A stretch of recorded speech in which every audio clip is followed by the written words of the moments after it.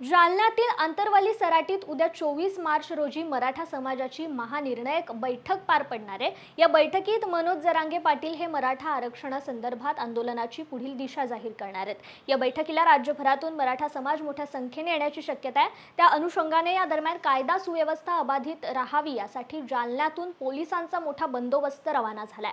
उद्या होणाऱ्या बैठकीसाठी जालन्यातून राज्य राखीव पोलीस दलाचे जवान QRTचे जवान रवाना झालेत।